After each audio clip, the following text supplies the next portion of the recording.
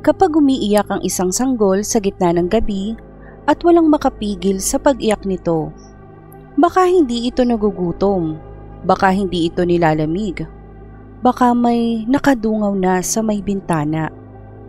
Isang nilalang na kinatatakutan ng bawat ina sa sinaunang Mesopotamia. Hindi siya multo, hindi rin basta demonyo.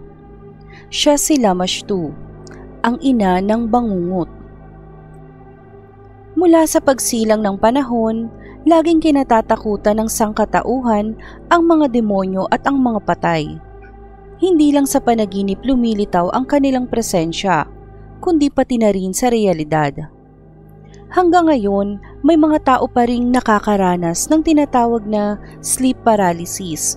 At sa kanilang panaginip, iisa ang sinasabi. May nakadagan sa kanila. Isang nakakapangilabot na nilalang. Tila demonyo, ang dumadapos sa dibdib nila at ginagapos sila sa dilim. Ngunit natanong mo na ba ang sarili mo? Sino siya? At bakit tanging sa panaginip siya nagpapakita? Bago pa dumating ang mga relihiyon ng liwanag at kaligtasan, bago pa isinulat ang mga dasal para sa mga sanggol, may isang pangalan na hindi binabanggit sa gabi. Lamashtu. Isang babaeng halimaw na may pakpak ng ibon, mga kuko ng bangkay at ulo ng leyon. Hindi siya tagasunod ng Diyos. Wala siyang utos na tinatanggap. Hindi siya isang nilalang na pinadala upang parusahan ang masasama. Siya ang kasamaan mismo. May sarili siyang kagustuhan at ito'y patayin ang iyong anak. Sa mga clay tablet ng Nineveh, nakasulat ang kanyang mga kasalanan. Siya ang ina ng lagnat, ng ubo at pagkalason. Tagapagdala ng bangungot. Manggugulo sa sinapupunan. Dumadagit ng sanggol mula sa dibdib ng ina. Sa kanyang mga kamay, bumubulwak ang dugo ng bagong silang. Ang kanyang hininga, malamig, amoy bulok na laman. At sa kanyang pakpak, nandoon ang kadiliman ng hindi na muling paggising. Sa mga sinaunang tabletang mula pa sa Sumer at Akkad, binabanggit ang kanyang pangalan ng may takot. Anak siya ng Diyos na si Anu. Ngunit sa halip na manatili sa langit, pinili niyang bumaba sa lupa upang maghasik ng lagim. Hindi siya isang alipin ng mas mataas na nilalang. Hindi siya sumusunod kay Satanas o sa Diyos ng kamatayan. Si Lamashtu ay may sariling kagustuhan at ang kagustuhan niya ay kamatayan. Mahigit 9,000 taon na ang nakararaan sa Ain Gazal sa Jordan at Jericho sa West Bank. May mga sinaunang pamayanan na sinasadya umanong i-mutilate ang mga bangkay ng mga patay. Walang malinaw na paliwanag, pero malinaw ang mensahe. May takot ang mga tao sa pagbabalik ng mga patay. Habang lumilipas ang panahon, lumaganap sa buong Mesopotamia at Hilagang Afrika ang paniniwala sa mga nilalang mula sa dilim. Mga espiritong sinasabing sumisipsip ng lakas o maging ng dugo ng mga buhay. Sa ilalim ng buwan ng sinaunang Babylonia, naniniwala ang mga tao na ang mga espiritu ng patay ay hindi nananahimik. Maaari silang bumalik sa anyo ng usok, anino, o maging laman at dugo. Kaya upang huwag gambalain, nagsagawa sila ng ritual at nagsuot ng anting-anting. Pananggalang laban sa mga nilalang ng dilim. Sa disyerto ng sinaunang Sumer, sinasabing may mga nilalang na gumagala tuwing gabi. Si Lilitu at si Dime, parehong naghahanap ng biktima upang sipsipin ang dugo at lakas. Sa paglipas ng panahon, nagsanib ang mga kwento ni Lilitu at Dime. Dalawang nilalang mula sa dilim na parehong kinatatakutan. Sa ilang lexical text, tinawag si Lilitu bilang Lamashtu ng gabi. isang mas mabagsik at mas mapanganib na anyo. Mula rito, isinilang ang katauhan ni Lamashtu, isang halimaw na kumakatawan sa lahat ng kinatatakutan, sakit, kamatayan, at pagkagutom. Ngunit hindi dito nagtapos ang kanyang anino. Sa Gresya, muling isinilang ang alamat sa katauhan ni Lamia, isang magandang babae na nagkaanak kay Zeus. Ngunit nang patayin ni Hera ang kanyang mga anak, nabaliw siya sa pighati. Simula noon, naging halimaw si Lamia, isang nilalang na kumakain ng laman at umiinom ng dugo ng mga bata. Isa si Lamashtu sa may mga pinakakakaibang anyo sa lahat ng mitolohiya.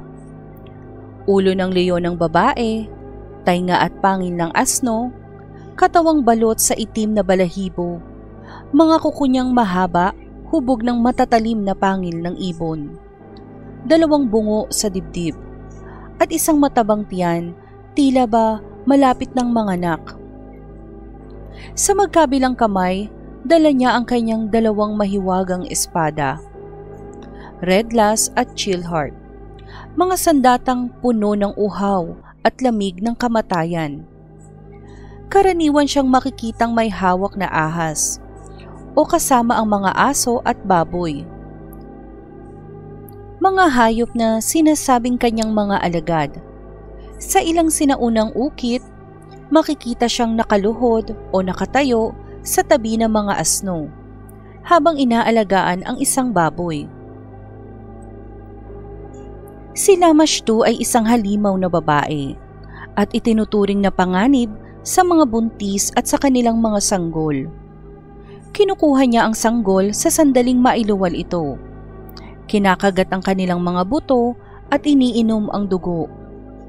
Siya ang sinisisi sa miscarriage, stillbirth, at biglaang pagkamatay ng mga sanggol. Pero hindi roon nagtatapos ang kanyang kasamaan. Sinisipsip niya ang dugo ng mga lalaki, nagpapadala ng bangungot, sumisira ng panaginip, pumapatay ng pananim, nagpaparumi sa ilog, at nagdadala ng sakit at kamatayan.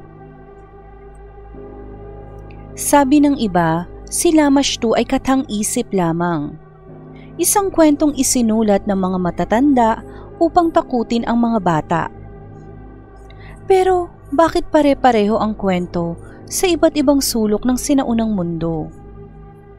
Bakit sa bawat bansang may kasaysayan ng biglaang kamatayan ng sanggol, laging may kwento ng babaeng nilalang sa gabi? Minsan, bago pumanaw ang isang ina, nag-iiwan siya ng sulat na may isang linya. May narinig akong humahagik-gik sa tabi ng duyan. Hindi siya nag-iisa. May mga alagad siya, mga halimaw na tulad niya. Ang blood mo, isang matalinong hayop na may pulang mata, laging sabik sa dugo. Ang Yanet, isang dambuhalang hyena demon, may payat na katawan at baluktot na ulo. At ang Yeteshmari, isang nilalang na may 3 mata, itim na pakpak at ahas na buntot. May taas itong 14 na talampakan. At ang pinaka nakakakilabot, the 7 witches, mga demonyong mangkukulam sa abyss. Itinuturing silang mga anak ni Lamashtu, malalakas, mapanganib, at may kapangyarihang nagmumula sa kadiliman. Sa gitna ng takot kay Lamashtu, may iisang pangalan lang ang binabanggit para sa proteksyon. Pazuzu, ang hari ng mga demonyo ng hangin. Anak siya ni Hanbi at sinasabing minsan niyang minahal si Lamashtu. Ngunit nang patayin ni Lamashtu ang isa sa mga Diyos, nagbago ang lahat. Itinakwil siya ni Pazuzu. Ginamit niya ang kanyang kapangyarihan upang bantayan ang mga buntis at salagin ang mga plano ng kanyang dating minamahal. Bagamat masama rin si Pazuzu, kinikilala siyang protektor laban kay Lamashtu. Dahil dito, isinusuot ng mga ina ang amuletang may muka ni Pazuzu sa leeg ng sanggol o isinasabit sa ibabaw ng duyan. Sa likod ng bawat amuleto, isang panalangin ang nakaukit. Pazuzu, itaboy mo si Lamashtu. Ilayo mo siya sa aking anak. Iligtas mo kami sa kanyang gutom. Ang mga sinaunang tao ay sumamba kay Lamashtu, hindi dahil sa pagmamahal, kundi dahil sa takot. Naniniwala silang kung sasambahin nila si Lamashtu, ililigtas sila nito. Maraming templo ni Lamashtu ang itinayo sa buong Mesopotamia. Doon sila nag-aalay ng hayop, alahas, at kung minsan, sariling dugo. Ang mga ritual ay isinasagawa para sa isang layunin lang. Ang huwag silang galawin. Maging hanggang ngayon, may mga ina sa ilang bahagi ng Iraq at Syria na hindi natutulog ng sabay ang mag-asawa. Laging may isang gising, bantay sa duyan. Dahil sabi nila, kung sabay kayong matulog, mas madali siyang makalapit. Dadaan siya sa usok ng lampara o hihipan niya ang mga kurtina ng duyan. At kapag naramdaman mong parang may malamig na hangin sa silid, nandoon na siya. Hindi siya hinahanap. Hindi siya sinusumpa. Dahil minsan, ang mismong pagbanggit ng kanyang pangalan ay sapat upang siya'y magising. Si Lamashtu ay hindi lamang banta sa mga bata. Binabantayan din niya ang mga buntis, ang mga babaeng bagong panganak, at maging ang mga ina na nangungulila. Pinapasok niya ang isipan, nagdadala ng bangungot, pananakit, at takot na walang pinanggagalingan. Minsan, maririnig mo raw ang iyak ng sanggol sa gabi, pero pagtingin mo sa duyan, tulog naman siya. Minsan, nagigising ang bata na umiiyak nang walang dahilan. Pula ang balat, nangangatog, may galos na hindi maipaliwanag. Sa paniniwala ng ilan, iyon ang bakas ni Lamashtu. May mga kwentong lumalaganap pa rin hanggang ngayon. Isang pamilya sa Mosul ang nagsabing ilang gabi silang ginising nang walang awat na iyak ng kanilang bagong silang na sanggol. Wala raw nakitang problema ang doktor, pero isang matandang kapitbahay ang nagbigay ng payo. Lagyan ninyo ng asin ang ilalim ng duyan. At mula noon, tumigil ang iyak. May mga ina sa Aleppo na nagbubuda pa rin ng mga sinaunang simbolo sa una ng sanggol. Hindi nila sinasabi kung bakit, pero kapag tinanong mo sila, ang sagot nila ay iisa: para hindi siya kunin.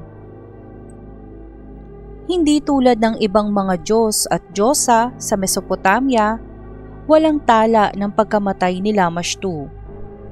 Ngunit sa iilang kwento, sinasabing pinatay niya ang sarili niya gamit ang kanyang dalawang espada. Dahil napagod siyang panatilihin ang kanyang katauhan bilang halimaw. Ngunit wala ring nakasaksi nito, at sa bawat madilim na panaginip, sa bawat iyak ng sanggol sa 10 oras ng gabi, at sa bawat pagkalaglag ng sanggol sa sinapupunan, may bumubulong. Bumalik na si Lamashtu. Si Lamashtu ay hindi kathang-isip lamang. Hindi siya prinsesa ng impyerno. Hindi siya magandang nilalang na nahulog mula sa langit. Siya ay pangit, marumi, mabangis. Siya ay nilikha upang sirain ang mga pinakamamahal ng tao. At sa mata ng mga sinaunang sibilisasyon, siya ang dahilan kung bakit kailangang bantayan ang duyan.